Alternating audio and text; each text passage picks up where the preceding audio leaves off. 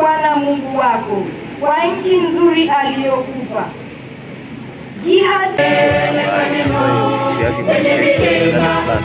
Bwana alitutendea mambo makuu, tulikuwa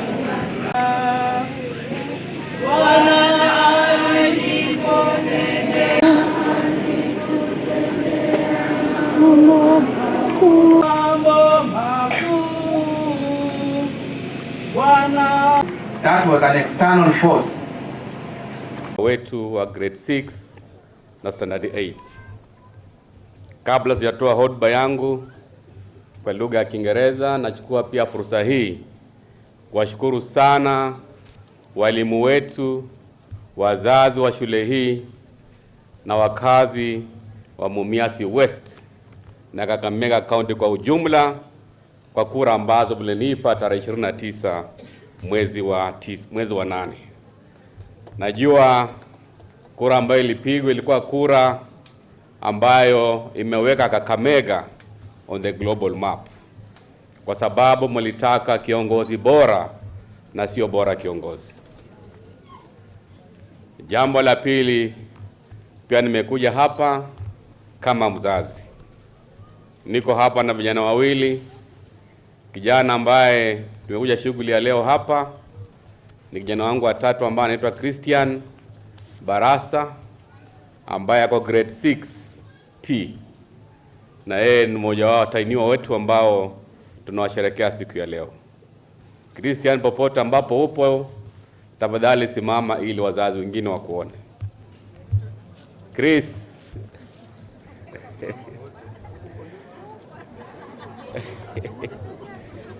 Pia niko hapa na kijana ya huyo ndio Christian Baraza, ambaye ni kijana wangu wa tatu, na yeye ako grade 6 and is one of the candidates. You may have a seat, Bwana Chris. Kijana ambaye ni kitindamimba wetu, yeye ndiye alikuwa gavana wa kwanza kwa nyumba yetu, anaitwa Sean Nicholas Baraza, na yeye pia kule nyumbani is my PA. Na tumekuja naye ako hapa. Simama bwana PA. Najua mimi kama gavana wenyu nilisema ya wazi la kwamba nitazidi na nitaendelea kuwa mzazi wa hapa shule ya Mumias Central.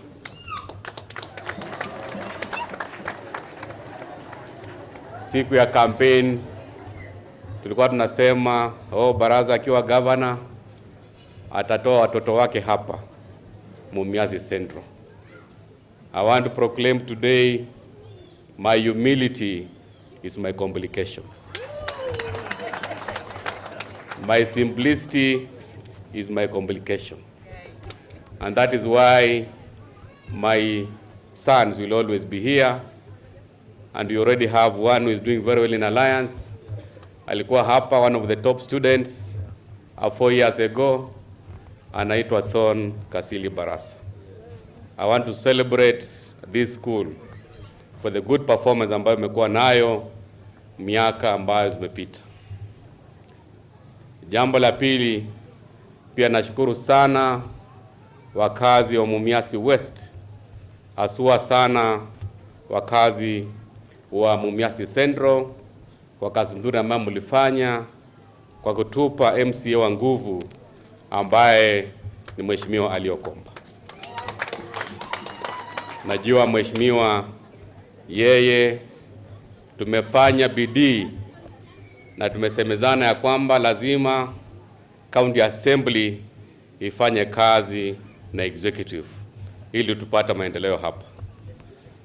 Najua wakazi wa Nucleus Ward, mahali ambapo tuko na uchaguzi mdogo, itakuwa tarehe 8 mwezi wa 12, na sisi kama chama cha chungwa tunasema lazima mheshimiwa wetu Rocky Omwendo achaguliwe tena kuwakilisha eneo hili.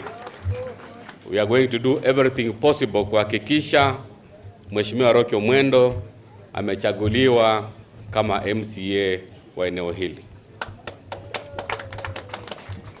Jambo lingine ambalo pia ningependa kusisitiza siku ya leo, serikali yangu imetoa shilingi milioni 120 kwa mambo ya basari. Kila ward itakuwa inapokea shilingi milioni 2, na ningependa MCAs wetu, you must give deserving cases mambo ya basari. Nimesemezana na ofisi yangu ili tuwe na utaratibu mzuri. Lazima watoto ambao ni mayatima na watoto ambao wanatoka kwa wazazi ambao hawajiwezi tuwapatie first priority kwa mambo ya elimu na mambo ya basari.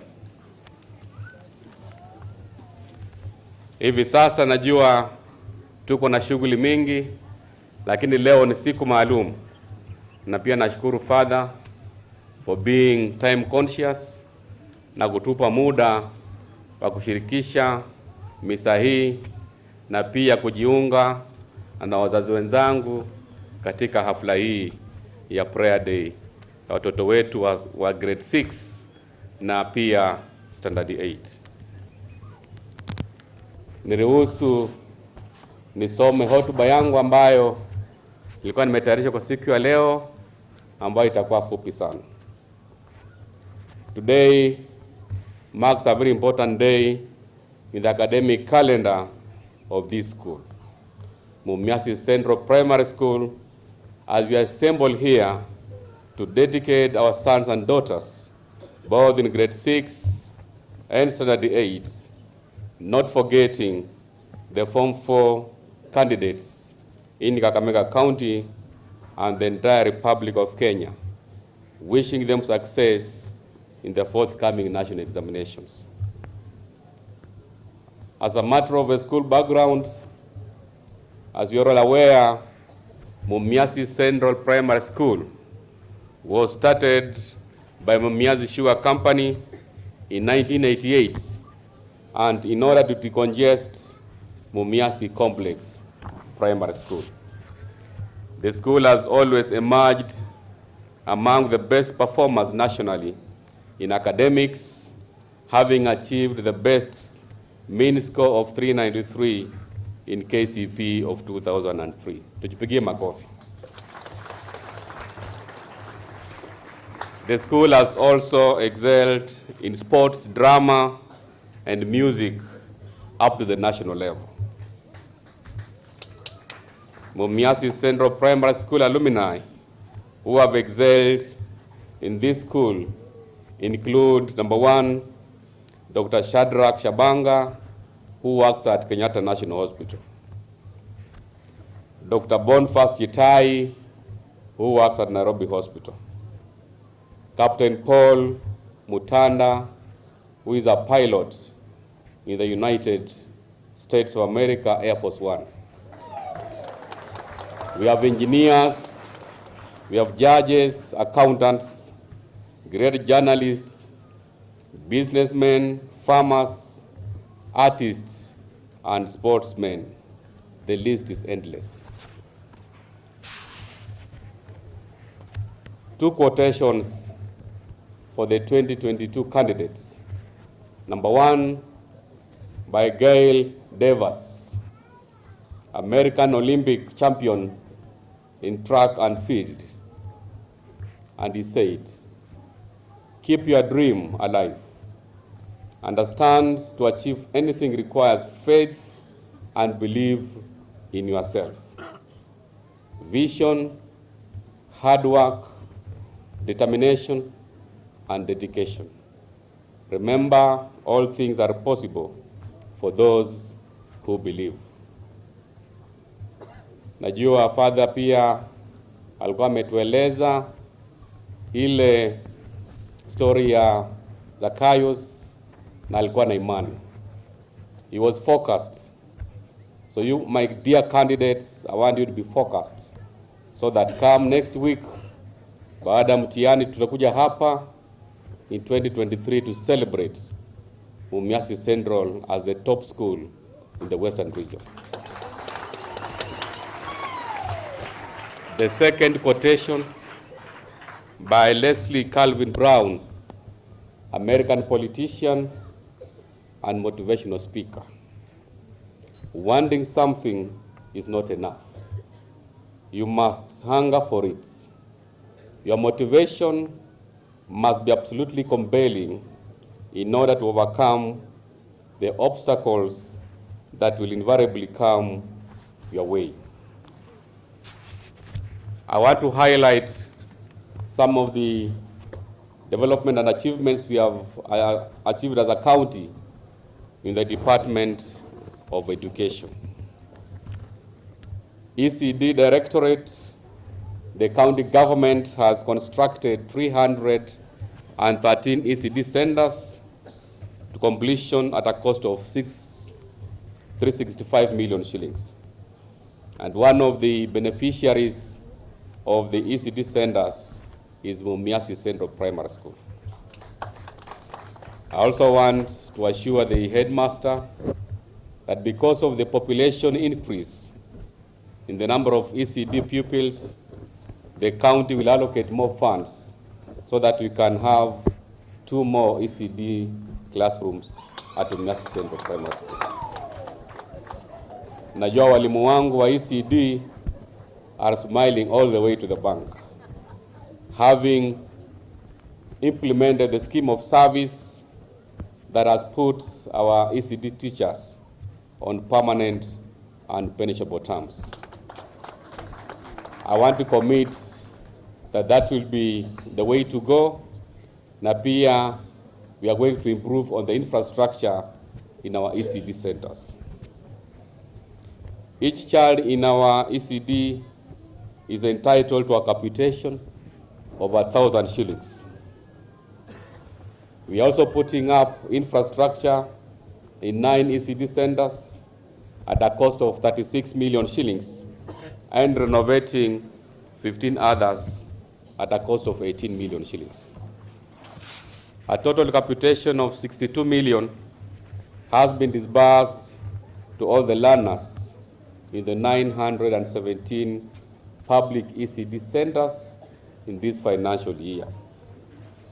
We have distributed child-friendly ECD furniture to all our ECD classrooms at a total of 215 million shillings. Enrollment has increased in the 917 public ECD centers from 30,055 learners in 2013 to 124,750 learners in 2022. We have provided branded teaching and learning materials to all public ECD centers at a cost of 49 million Kenya shillings. We have employed 2,016 ECD teachers and placed them on permanent and punishable terms. This county is in the process of recruiting another 800 more ECD teachers. We have purchased land for ECD centers at a cost of 4.5 million shillings, and this is something that is going to improve on our infrastructure. I want to appreciate all the Kakamega people for the service and the dedication that you have in the leadership of this county. In terms of County Polytechnic Directorate, we have constructed 38 twin workshops at a cost of 140 million and classrooms in 27 county polytechnics at a cost of 132 million and 1 twin workshop at Nzoia County Polytechnic. In this financial year, we will spend 32 million on putting up new infrastructure in our county polytechnics. We have rolled out free training in county polytechnics where each trainee is entitled to a capitation of 15,000 Kenya shillings. In this financial year, we are going to disburse 95 million to county polytechnics for all the trainees in our 63 county polytechnics. We have rolled out TVET programs to 3,600 beneficiaries at a cost of 60 million Kenya shillings. Again, we are purchasing 32 buses for our county polytechnics at a total of 19 million Kenya shillings. We are establishing 2 county polytechnics in this financial year, and the county is establishing 3 more polytechnics. We have also purchased land for the establishment of these polytechnics. In terms of education support, the county has constructed 25 centers of excellence, 28 secondary schools infrastructure, and 28 primary schools infrastructure at a total of 880 million Kenya shillings. The county scholarship program has benefited 73 students, 22 in China, 49 in local universities, and 2 have completed their studies and placed on internship by the county government. As I said earlier, on matters bursary, we are going to disburse 120 million shillings to our students through bursary program. We will also spend 19 million shillings on undergraduate help loan. We'll spend another 36 million on county Afya Elimu help loans for students in middle-level colleges, totaling 1,720 trainees. In this financial year, we have disbursed 7.5 million in help for the students who had applied, and the program is still continuing. On matters CBC, I want to state the following, that we are very concerned as leaders on the implementation of this CBC program. As parents, we are also concerned because this implementation has been rushed. We have lack of adequate infrastructure. We have lack of support from parents. Parents have not been properly sensitized on their roles on matters CBC. I know the program has now turned into competence for parents as opposed to competence for the students. There is lack of capacity building for the teachers. I know there is a ratio that is recommended, that is 1 to 40. But at the moment, the ratio is 1 to 70. That understaffing definitely is going to impact negatively on the implementation of this CBC program. We have inadequate learning and teaching materials. CBC is not clear on whether parents are also assessed on their competences, since they are actively involved in doing their children's homework. Yesterday, our governor in the house aliniletea homework ya CBC. So you can imagine if we have parents that have challenges, how will they even help their pupils in doing their homework? We have lack of adequate infrastructure to accommodate junior secondary learners. And on this respect, my way forward to the government is we should not rush, especially our grade 6 learners, to be frustrated by joining junior secondaries. The best approach will be for these learners to remain in the primary schools. I know the president is supposed to proclaim himself on the way forward, but we as the leaders, especially the Council of Governors, we don't want our children to go to junior secondary because there is no infrastructure. That is the position we have as the Council of Governors, and I know the president is going to proclaim himself on the way forward. There are many possible solutions that we are recommending, and one of them is sensitization of parents on their role in this CBC program. This can be done through public participation, religious gatherings, and other legal meetings. There should be adequate in-service training and regular workshops for the teachers and other stakeholders. This will equip the teachers with adequate professional knowledge and technical know-how. Enough funds should therefore be set aside. We need to have improved allocation for construction of junior secondary schools where there is dire need of classrooms. And once that is done, then it will become practical for our grade 6 to transit to junior secondary schools. We also need to incorporate other multi-sectoral departments such as agriculture and water departments in sorting out malnutrition challenge in our schools. We need involvement of the administrators from both levels of government in making sure that 100% school enrollment and transition of our learners within the county, among other solutions.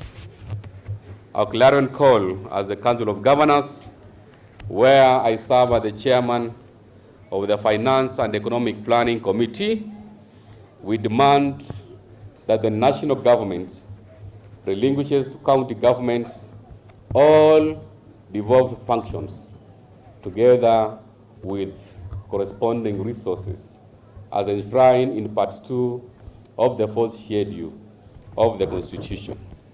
We are aware that the national government has devolved ECD functions, but the national government has not devolved the attendant funds. So what we are saying, we are ready for the transition of all the devolved functions, but they must be accompanied by corresponding resources. Finally, to all our candidates, as I wish you success in your exams, remember that success does not come to you. You go for it. I wish all grade 6, standard 8, and the Form 4 candidates in Kakamega County and across the Republic of Kenya success in their final exams. Thank you very much, and God bless you. Leo pia nimekuja hapa in order to crown my message kwa wanafunzi wetu ambao ni watainiwa. I have a card here for the grade 6 and standard 8. This is coming from your governor, ambayo I'll want our head teacher to read for the candidates.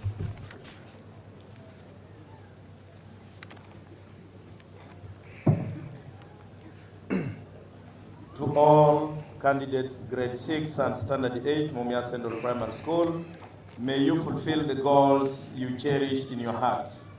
May your intelligence and hardworking help you to make concrete shape to your future plans. Try hard till you succeed, for such determination is all you need. Wishing you a colorful success in your exams. From His Excellency FPCA Farnandez Baraza, Governor Kakamega County, and Professor Janet N. Baraza, First Lady, Kakamega County.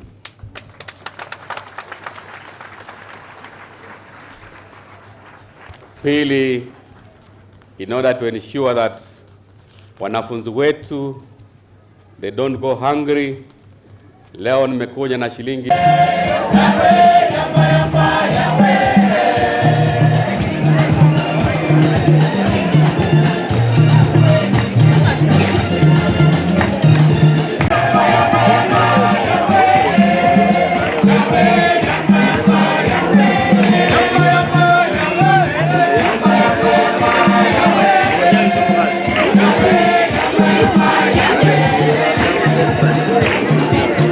Nah, Jump